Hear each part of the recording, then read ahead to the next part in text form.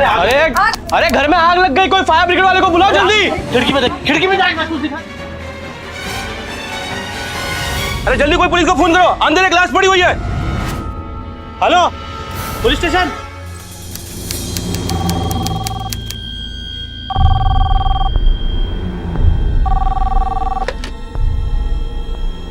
Hello, inspector Amod Mishra बोल रहा हूँ। जी। देखिए, हमें कानपुर में एक जली हुई लाश मिली है। हाँ, लेकिन आपको शिनाख्त के लिए आना होगा।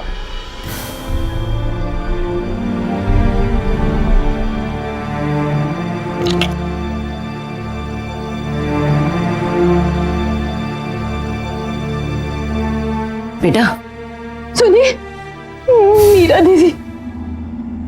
कहा हुआ मीरा को? पुलिस का फोन था, लाश मिली है। ये कहा कह रही हो बहू? माँ जी शिनाख्त के लिए बुलाया।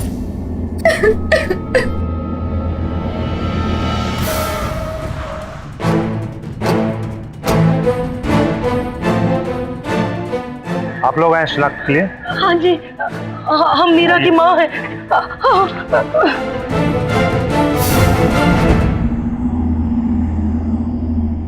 आइए।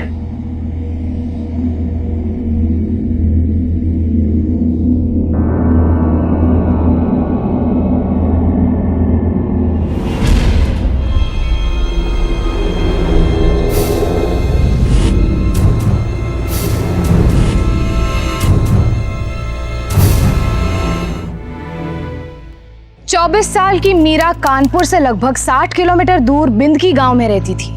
उसका मायका और ससुराल दोनों ही बिंदकी में था, लेकिन अचानक उसकी मौत हो गई और उसकी लाश कानपुर के एक घर में मिली।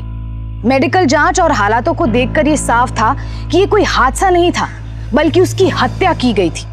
लेकिन यहाँ सवाल ये था कि मीरा अपने मायके और ससुराल से इतनी दूर यहाँ क्या कर रही थी, या क्या किसी ने उसे यहाँ पहुंचाया था?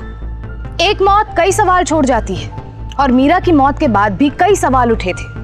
आखिर क्या राज था मीरा की मौत का, और किसने उसे इस अंजाम तक पहुंचाया था? आइए जानते हैं इन सारे सवालों के जवाब।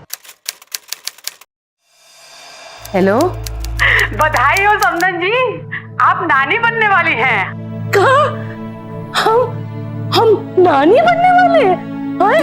अरे प्रकाश, ए दुल्हन, यहाँ, अरे हम नानी बनने वाले हैं। अरे भाई, हम तो नानी बनने वाले हैं। हाँ, नानी बनने वाली हो आप, नानी और हम दादी का।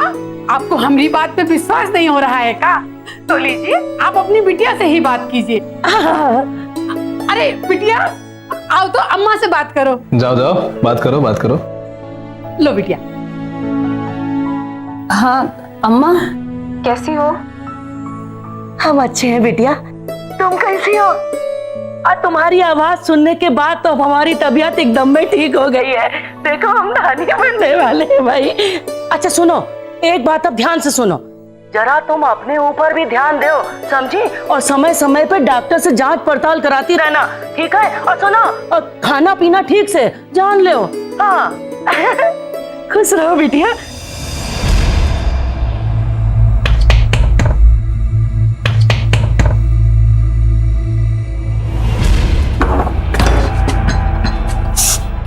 आज फिर पी के आए आप?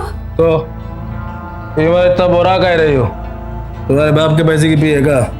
है सारा घर में बाद में आता हूँ, तुम्हारा चकर चकर शुरू हो जाता है। चल खाना लगा।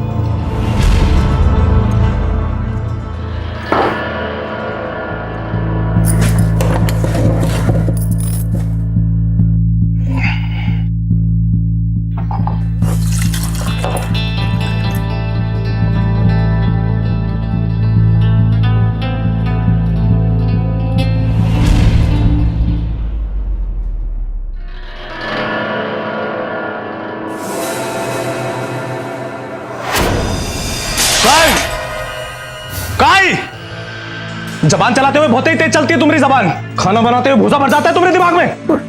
अम्मा को डॉक्टर ने कम नमक खाने के लिए बोला, बस इसीलिए कम नमक डालोगे। छोड़ से। देखो लल्ला, आज तक तुम जो लड़त झगड़ रही ना, हम तुम्हारे बीच में कछु नहीं बोले, पर आप थोड़ा समझो। अरे बहुरिया माँ बनने वाली है तो इका समझा दो। ये जबान है ना, उसे काबू में रखे, नहीं तो ये जबान काट देंगे एक दिन हम। कुछ कम नहीं हो बहुरिया। तुमको मालूम है तुम्हारे आदमी का दिमाग जल्दी गर्म हो जाता है, तो काहे उसके मुंह लगती हो?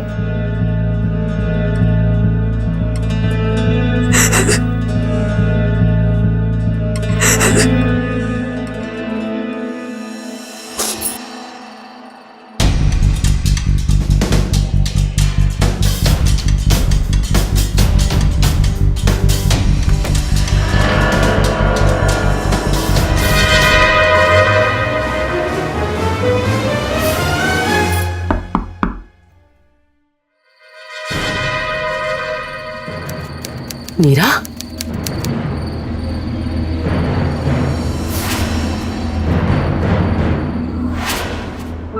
देखो बिटिया, शादी के बाद तो पति पत्नी में ये सब लड़ाई झगड़ा लगा ही रहता है। दिल को ताड़ बना के मन में न रखो जरा सी बात को। पर अम्मा, अरे तनी सोचो तो सही, अगर तुम यहाँ पर बनी रही तो दुनिया क्या कहेगी? है तुम्हारे साथ साथ 10 बातें हमें सुननी पड़ेंगी भाई। अगर ये बात है अम्मा, तो एक काम करो, तुम ही हमें जहर दे दो, पर उस घर तो हम नहीं जाएंगे। अरे कैसी बातें कर रही है दीदी? किसी हालत में ऐसी बातें नहीं करते। तो और कहाँ गए भाभी? हमारी तो कोई सुनने को ही तैयार नहीं है। देखो मीरा, तुम परेशान ना हो, अभी अंदर जाओ और आराम करो। हम देखते हैं कि क्या करना है उन लोगों का, ठीक है?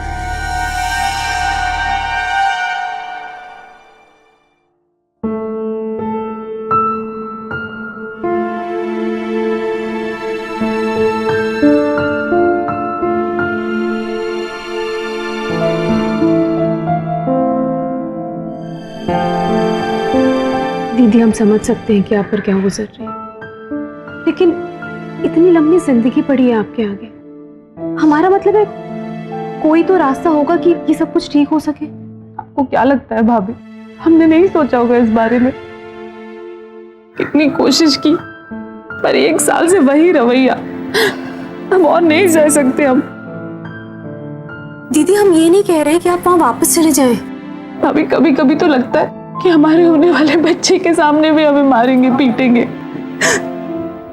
हमें नहीं जाना है वापस। अच्छा सुनो, पहले हम लोग जो नमस्ते बहन जी। आप लोग? बहन जी, आप ही बताइए, अगर आपकी बहुरिया बिना बताए घर से भाग जाए तो कैसा लगेगा आपको? सोचिए, अगर बाहर लोगों को पता चल गया ना, तो ना आपकी इज्जत रहेगी और ना हमारी। आप ठीक कह रही हैं, लेकिन हम सब भुला के अपनी मीरा को लेने के लिए आए ना घर, ताकि लोगों का मुंह बंद हो सके और कोई उंगली ना उठा सके। लेकिन तुम चुप ही रहो, अंदर जाके चाय नाश्ते का इंतजाम करो, जाओ।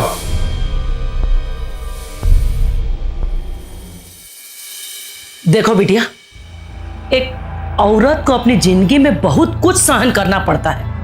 अरे ये तो किस्मत है तुम्हारी जो ऐसा ससुराल वाले मिले हैं। मत नहीं, बदकिस्मती है हमारी। अरे अब गुस्सा थूको, वो लोग सब कुछ भूल भाल के तुम्हें घर ले जाने के लिए आए हैं, और एक तुम हो। देखो, जाओ उनके साथ, यही में तुम्हारी और हम सब की भलाई है। अम्मा, हम उनके साथ नहीं जाएंगे, आप जाके कह दो उनसे। अरे बात तो सुनो। हम माँ जी,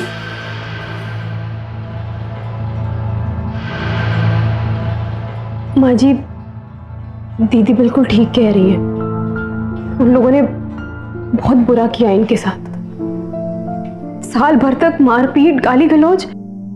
माँ जी, इन्हें वहां वापस भेजना ठीक नहीं होगा।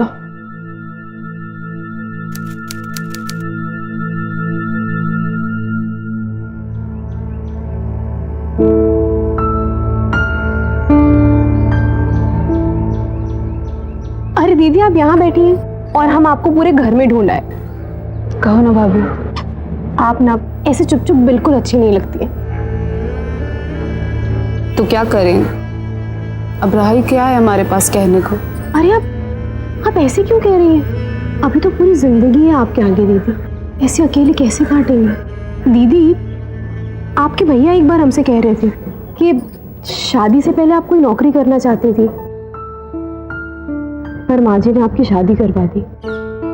तो हम ये सोच रहे थे कि तब नहीं कर पाई, वो अब क्यों नहीं कर लेती? भाभी, अब कौन नौकरी देगा हमें? अरे अम्मा, लड़की का ज्यादा दिनों तक मायके रहना ठीक बात नहीं है। आपको उसके ससुराल जाने की कोई चिंता है कि नहीं? तुमको क्या लगता है कि हमको कोई? ब्रिजेश जी नमस्कार। धन्यवाद। नमस्ते चाचा जी। नमस्ते बेटिया। ये क्या हाल बना रखा तुमने अपना? तबीयत ठीक नहीं है क्या? अरे नहीं नहीं, वो जरा सर्दी जुकाम हो गया रहा। वैसे मीरा, हम तुमसे कहे थे ना कि कमरे में ही रहना। अरे किसी चीज का जरूरत है तो अपनी भाभी को कहो, नहीं तो हमको बोल दो। अम्मा वो, अरे अब ये वो ना करो, जाओ अपने कमरे में जाके आराम करो। हाँ ब्रिजेश जी, ये बताइए कि वो हमारे हाईवे वाली जमीन के केस का क्या हो रहा है? अरे 10 साल तो हो गया और 5 साल से आप कहते हैं कि आज फैसला आएगा, कल फैसला आएगा। कब होगा फैसला? भाभी जी, आप तो जानती हैं कोर्ट कचहरी का काम। इस बार उम्मीद है कि अगली सुनवाई में फैसला हमारे ही पक्ष में आ जाए।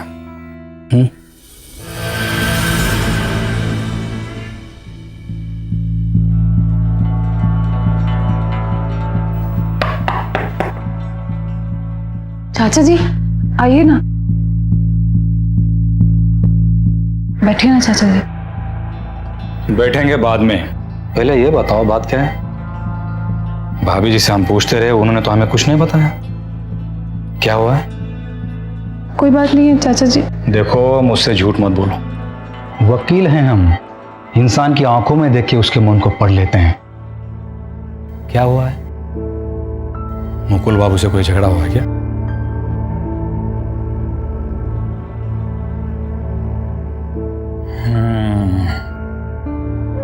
देखो बेटी, हम तुम्हारे पिताजी के अच्छे दोस्त होने के नाते मैं तुम्हें बेटी की तरह मानता हूं। क्या हुआ है? चाचा जी, मुकुल मुझ पे हाथ उठाता है।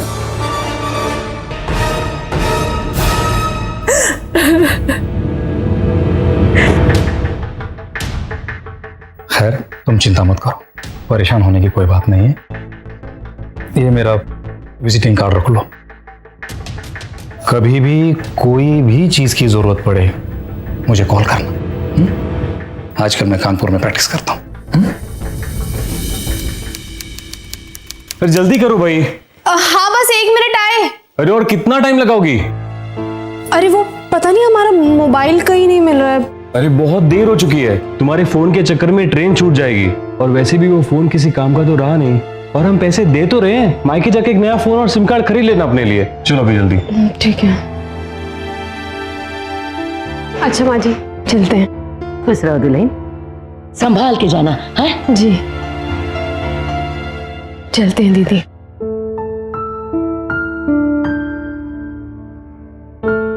अपना ख्याल रखिएगा। चलो अब चले। चलिए।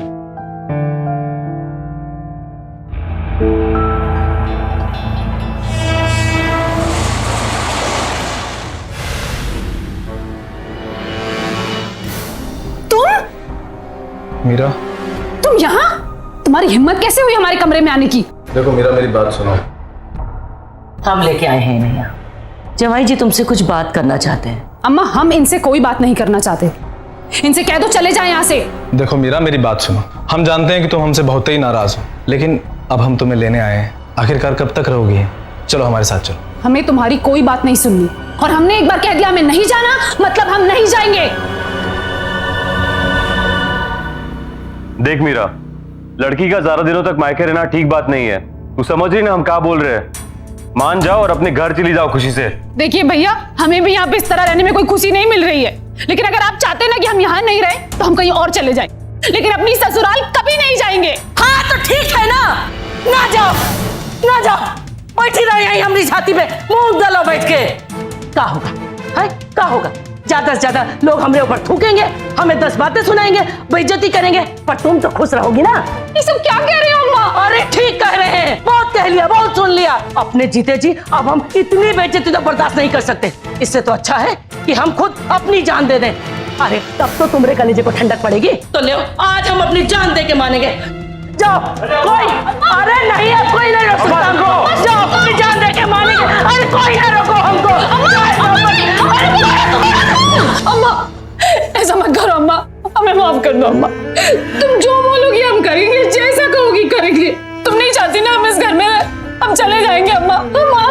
आप भी इसी वक्त अपने पति के घर चले जाएंगे? ऐसा मत करो अम्मा। अम्मा। कई माँ बाप अपनी बेटी का कन्यादान करते ही अपने कर्तव्य की इतिश्री समझ लेते हैं। हमारी संस्कृति में ये माना जाता है कि औरत पति के घर डोली में आती है और अर्थी पर ही निकलनी चाहिए। लेकिन कोई भी परंपरा या संस्कृति किसी की जिंदगी से कीमती नहीं होती और कानूनन एक औरत का अपने मायके में भी हक होता है और ससुराल में भी, जिससे उसे कोई बेदखल नहीं कर सकता। जो पति शराबी हो और हिंसक हो, उसके पास अपनी बेटी को दोबारा भेजना उसे मौत के मुंह में धकेलना है। और मीरा की माँ और भाई उसके साथ यही कर रहे थे। तो क्या यही बात मीरा की मौत की वजह बनी थी या फिर दुश्मन कोई और था? बहरहाल मीरा वापस अपने ससुराल में थी और उसे फिर से जिल्लत और हिंसा से गुजरना था।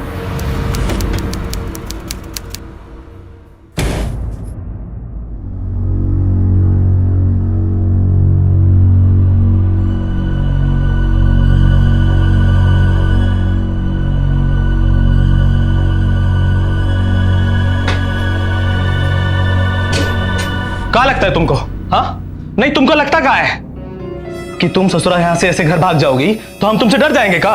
इस गलत फहमी में बिल्कुल मत रहना तुम। ये जो तुम्हारा तेवर है ना, ये ससुरा यहाँ नहीं चलेगा।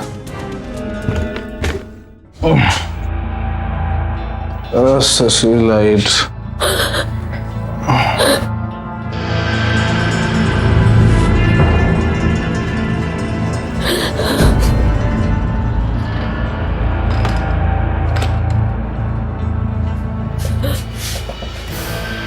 एक कार रोना धोना लगा रखा है। हाँ? चला जा बिस्तर में। क्या सुनाई नहीं देता क्या एक बार? देखो, मैं छोड़ दो, हमारी बिल्कुल तबीयत ठीक नहीं है। यस।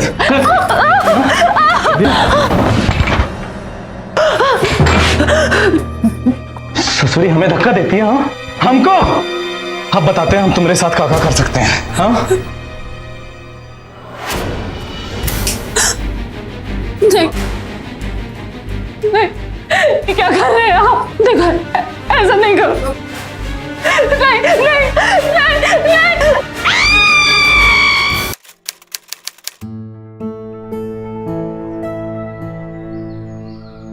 खुश रहो दुल्ही। माँ जी, वो दीदी कहीं दिखाई नहीं दे रही है। वो का है ना दुल्हन, जौन दिन तुम अपने मायके गई नहीं ना, उसके अगले ही दिन मीरा अपने ससुराल चली गई। हाँ, अच्छा सुनो, तुम हमारे साथ आओ जरा। वो हम कह रहे हैं कि वो जो फाइल है। लेकिन माँ जी, दीदी तो वहां जाना नहीं चाहती थी, फिर आपने। देखो दुल्हन, शादी के बाद ना बिटिया ने अपने ससुराल में ही अच्छी लगती, मायके में ज्यादा दिन अच्छी नहीं दिखाई देती। माँ जी, आपने बात की उनसे? कैसी है वो वहां? हमारे नए सिम में तो उनका नंबर ही नहीं है, हम बात ही नहीं कर पाए उनसे। भाई हमारा भी बात नहीं हुआ उससे। तुम चाहो तो फोन पे बात कर लो। जाओ।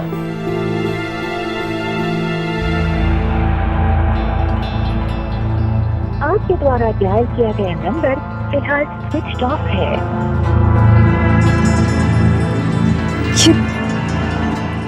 ये दीदी का फोन क्यों बंद आ रहा है? का दुल्हन बात हुई मीरा से? हैं? नहीं माँ जी, उनका तो फोन ही नहीं लग रहा है। हमें तो बहुत चिंता हो रही है उनकी। तो दामाद जी को फोन कर लो। हैं? उनका तो नंबर ही नहीं है हमारे पास। अब देखो हमारे फोन में होगा ना, उसमें बात कर लो। चलो हम ही कर लेते हैं।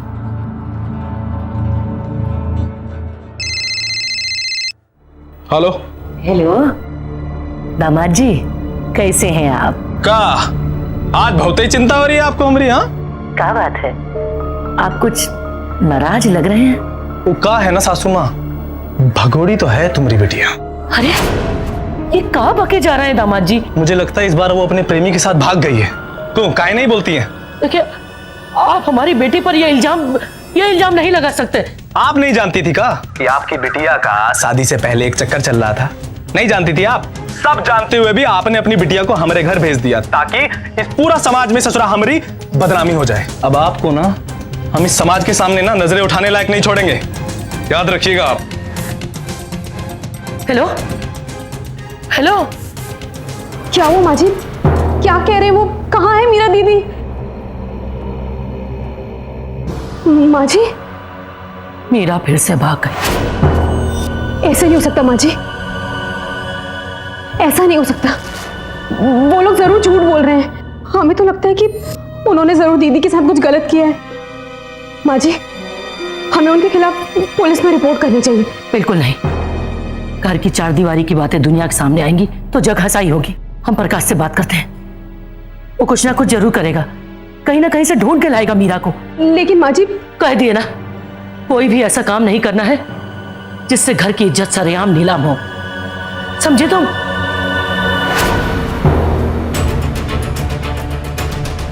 क्या हुआ, कुछ पता चला? माँ, हमने हर जगह ढूंढा, सबको पूछा, लेकिन कुछ समझ में नहीं आ रहा कहाँ चली गई है मीरा।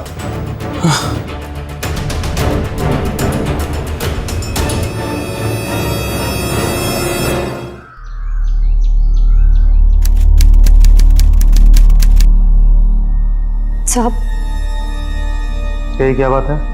साहब हम गिरिजा हैं, हमें अपने नंदोई के खिलाफ रिपोर्ट लिखानी है। क्यों, क्या किया उसने?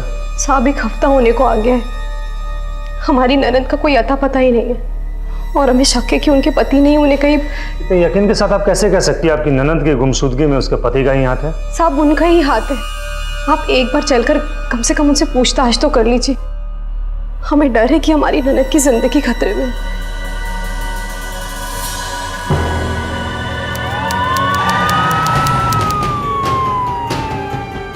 ठीक है, ब्लाउज है।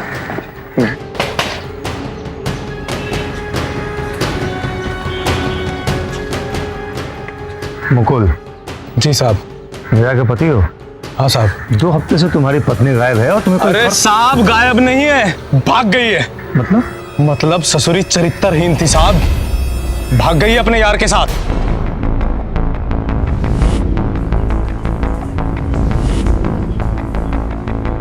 माँ जी, वो इंस्पेक्टर साहब को आपसे कुछ पूछना है। क्या? इंस्पेक्टर? तुमको मना किए थे ना पुलिस थाने जाने से, तो फिर? आप ही है मीरा की माता जी? जी।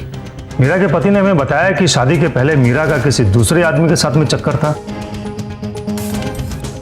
आप बता सकती हैं कि वो लड़का कौन है? इंस्पेक्टर साहब, हमें सिर्फ उसका नाम पता है, इससे ज्यादा हम उसके बारे में कुछ नहीं जानते। क्या नाम है उसका? पवन शुक्ला।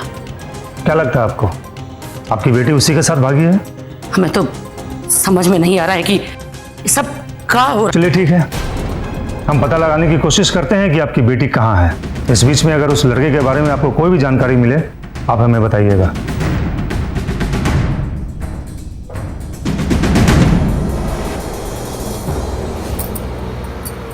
मिल गई तसल्ली है? पूरे समाज में हमारी बेइज्जती करा के। अरे उस मीरा ने नाक कटाने में कोई कमी रखी थी जो तुम पुलिस थाना करने लगी? माँ जी, हमें तो बस वो दीदी की फिक्र हो। बस एक तुम्हें ही तो फिक्र है, हमें तो कोई फिक्र है ही नहीं उसकी। अरे बेटी है वो हमारी बेटी, तुमसे ज्यादा तो हमारा दिल घबरा रहा है। देखो दुल्हन, बात को पुलिस थाना कोर्ट कचहरी तक पहुंचा के तुमने अच्छा नहीं किया, जान ले। मीरा के अचानक बिना किसी को कुछ बताए गायब होने से सभी हैरान थे। यहाँ अफसोस की बात यह थी कि उसकी माँ शकुंतला भी एक औरत थी और सास भी, लेकिन मीरा की फिक्र सिर्फ उसकी भाभी को थी। अगर भाभी गिरिजा ने मीरा से बात करने की कोशिश नहीं की होती तो उसके गायब होने की बात भी पता नहीं चलती। गिरिजा ने समझदारी दिखाते हुए फौरन पुलिस में रिपोर्ट की और मीरा की तलाश शुरू हुई। लेकिन अगर मीरा अपने मायके और ससुराल में नहीं थी तो फिर कहाँ थी?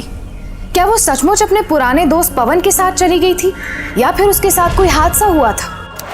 अरे घर में आग लग गई, कोई फायर ब्रिगेड वाले को बुलाओ जल्दी। खिड़की में जाएगा, कुछ दिखाएगा। अरे जल्दी कोई पुलिस को फोन करो, अंदर एक लाश पड़ी हुई है।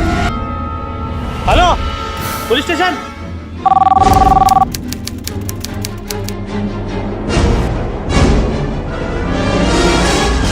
पुलिस का फोन था, लाश मिली है।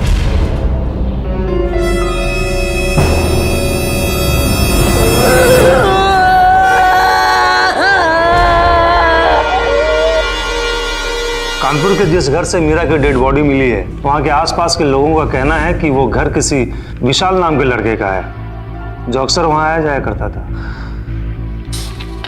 ये स्केच पहचानते हैं आप इसे? जी नहीं। आप पहचानती हैं? ये तो साहब, जब हम नहीं जानते तो वो कैसे जानेगी?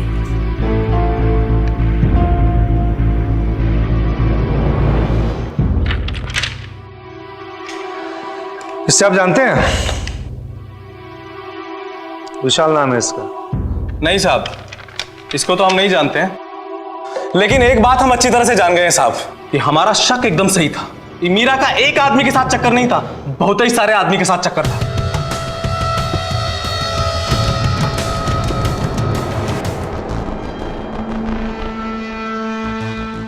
माँ जी,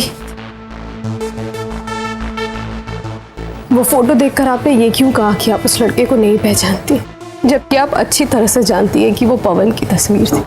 हमरे पहचानने से का हो जाता दुल्हन, हमारी बिटिया तो वापस नहीं मिलती ना।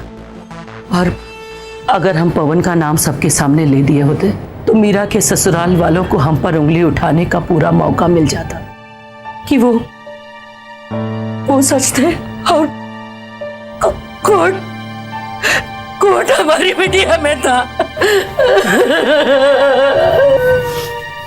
अम्मा, आप शांत हो जाओ। आपने जो भी किया एकदम सही किया। अगर ऐसी बात थी तो आपके सास ने मुझसे झूठ क्यों बोला? क्योंकि वो घबरा गई थी। उन्हें लगा कि अगर वो सच कहेंगी तो लोग उनके और उनकी बेटी के बारे में उल्टी सीधी बातें कहने लगेंगे।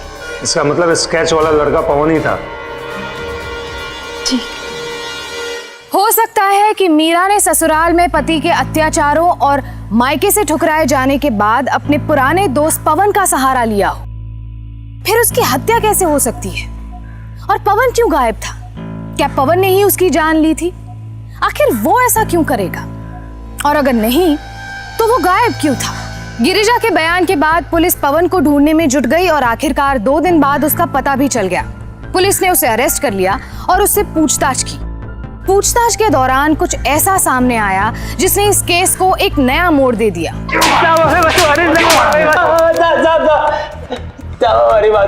हमने मीरा को नहीं मारा, हम मीरा को बहुत प्यार करते, हम उससे शादी करना चाहते थे, लेकिन हमारी अम्मा ने हमारी शादी कहीं और तय कर दी है। हम एक दूसरे से बहुत प्यार करते हैं। हाँ, पर हम अपनी खुशी के लिए अपनी अम्मा का दिल नहीं तोड़ सकते पवन। और हमें छोड़ के जा सकते? हो सके तो हमें भूल जाओ पवन। मीरा के चेहरे के पास हमारे पास कुछ नहीं बचा था साहब। हमने तो उसे कब का भुला के अपनी अलग दुनिया बसा ली थी, लेकिन एक दिन अचानक वो हमें कानपुर के विजयनगर इलाके में दिखाई दी। दिखाई नहीं देता टक्कर। मीरा यहाँ सर, उसे वहां देखकर हम भी हैरान हो गए। मीरा यहाँ कैसे? उसने बोला कि वो अपने किसी अंकल से मिलने आई है जो वकील है। इतना कह के वो चली गई। फिर 2-3 दिन के बाद उसका कॉल आया। बहुत घबराई हुई थी। बोली कि ब्रजेश अंकल एकदम अच्छे आदमी नहीं, नौकरी देने के बहाने उन्होंने उसके साथ गलत करने की कोशिश की। वो जैसे तैसे वहां से भाग गई, फिर हमसे मिली। तो क्या सोचा, कहाँ जाओगी? नहीं जानते। अपनी माँ के घर क्यों नहीं चली जाती? अब हमारी किस्मत में जो भी हो पवन, हम खुद ही देखेंगे, पर वहां तो कभी नहीं जाएंगे। सब मीरा के पास रहने के लिए छत नहीं थी, इसलिए हम उसे अपने बचपन के दोस्त विशाल के कानपुर वाले घर पे ले गए। उसकी देखभाल के लिए अक्सर हम वहाँ जाया करते थे। आस पड़ोस में नए लोग थे, तो इसलिए सबको हमने अपना नाम विशाल बताया। ब्रजेश वकील को जानते हो? हाँ सर।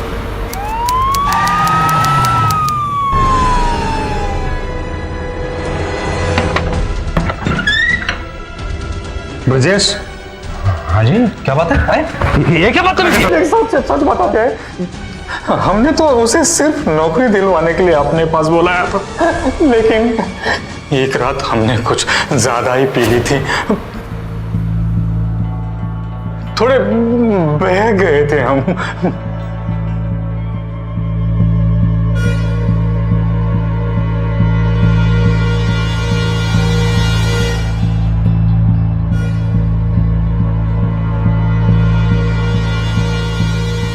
चाचा जी, आप यहाँ क्या कर रहे हैं?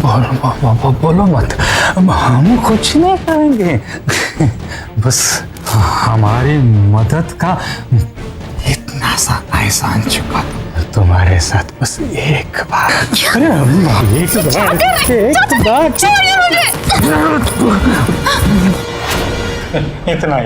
इतना ही हुआ, हम सच बोल रहे हैं। उसके बाद वो कहाँ चली गई हमें नहीं पता।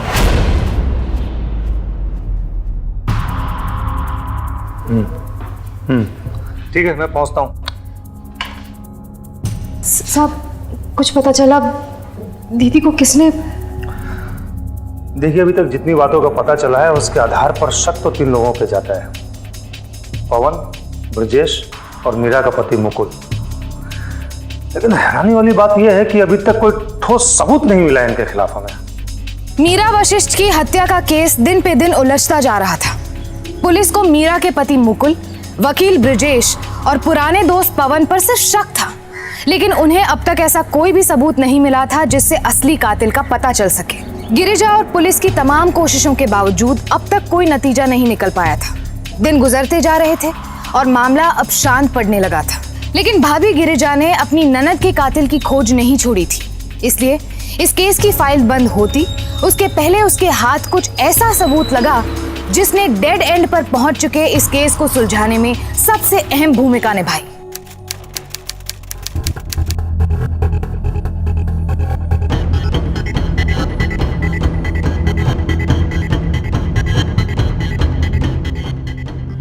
ये तो हमारी सिम लगती है।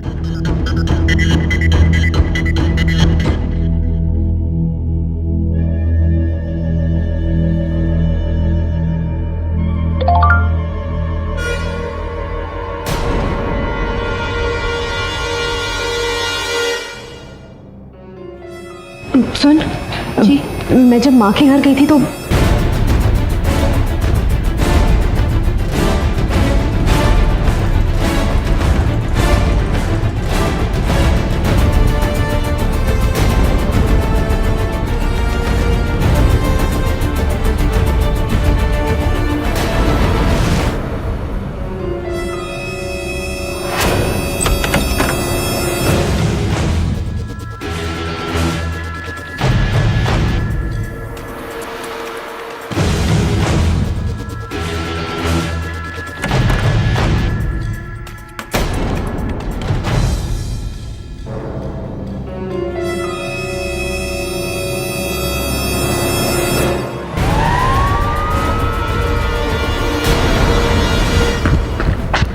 अरे मंडी पहुंचने से पहले अनाथ गायब।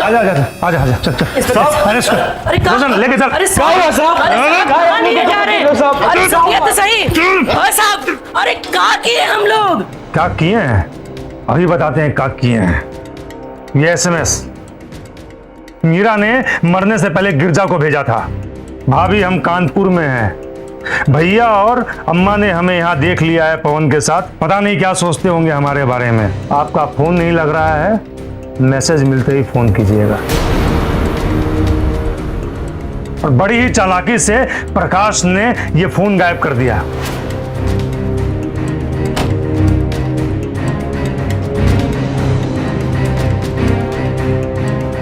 और गिरजा को उसके मायके भेज दिया ताकि मीरा और गिरजा में बात ना हो सके।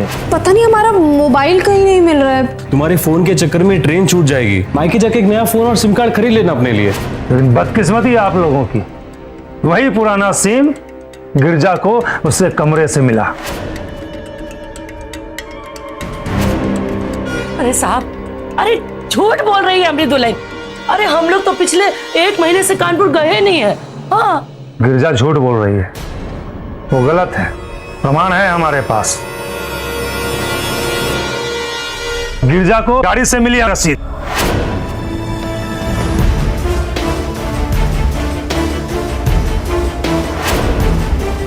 और इसमें वही तारीख लिखी हुई है जिस तारीख को मीरा की हत्या की गई है। आप सच कह रहे हैं साहब, हमें भी अच्छे से याद है उस दिन प्रकाश भैया को एक फोन आया था। तुम्हें पक्की खबर तो है ना कि मीरा कानपुर में ही है? ठीक है, चलो भी फोन रखो, हम बाद में बात करते हैं। और फोन आने के तुरंत बाद ये लोग निकल गए थे यहाँ से। हाँ, और इससे ये कहाँ साबित होता है कि हम लोगों ने मीरा को मारा है साहब? अरे भला आप ही बताइए, कोई सगी माँ अपनी सगी बेटी को कभी मार सकती है क्या? बिल्कुल मार सकती है। अगर एक सगी माँ अपनी बेटी से ज्यादा अपनी झूठी इज्जत को प्यार करे तो जरूर मार सकती है। वही किया तुम लोगों ने, और उसका सबूत है ये साड़ी। ये साड़ी जो प्रेस से नहीं जली है। सही कहा ना मैंने? मीरा को मारने के बाद उसे गले से अपनी उंगलियों के निशान मिटाने के लिए जब तुम लोग उसे जला रहे थे तब जली है ये साड़ी। सारी सच्चाई सामने आ गई है, झूठ नहीं बोल सकती हो तुम। बोलो तुम ही ने मारा उसे। हाँ, मारे, हम ही मारे अपनी बिटिया को इन हाथों से। पर साहब, हम क्या करते? बहुत समझाए कि बिटिया ससुराल चली जाओ, पर तुम समझ ही नहीं रही थी। तो हम क्या करते? अपनी इज्जत बचाने के लिए, अपने समाज में मुंह दिखाने के लिए हम मार दिए। हमारा एक आदमी कानपुर से हमको फोन किया कि उसने मीरा को पवन के साथ कानपुर में देखा है, तो हम लोग फौरन वहां के लिए चल पड़े। ओफो, अरे पूरा दिन भटकते भटकते बीत गया कानपुर में। तुम ये बताओ कि यही कानपुर में ही देखे थे कि कहीं और देख लिए थे? हाँ?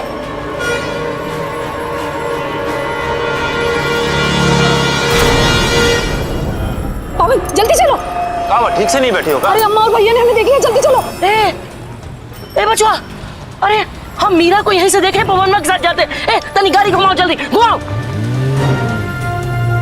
उसके बाद साहब, हमने मीरा का पीछा किया और हमें उसके ठिकाने का पता चल गया।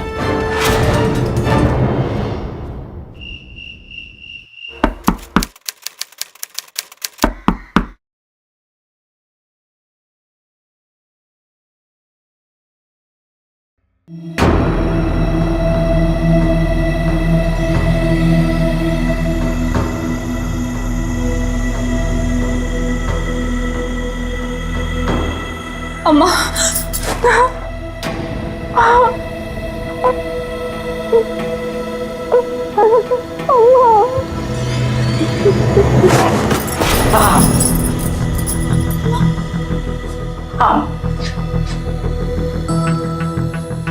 कहे थे ना, कहे थे शांति से अपनी ससुराल चली जाओ, पर नहीं, तुमको तो समझे नहीं आ रहा था। बहुत समाज में नाक कटा चुकी हमारी, बहुत बेइज्जती करा चुकी है। अपने पति को छोड़ के यहाँ ही 2 टके के लौंडे पवनवा के साथ रंगरेलियां मना रही हो। नहीं अम्मा, हम कुछ गलत नहीं किया अम्मा। पवन तो बस हमारी मदद कर रहा था। बस बहुत हो गया।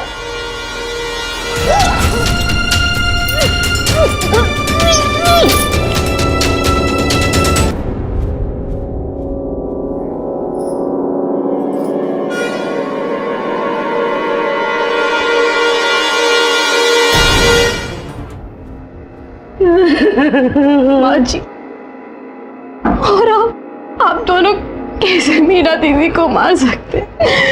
कैसे माँ जी, कैसे?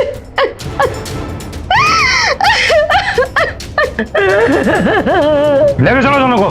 चलो चलो चल।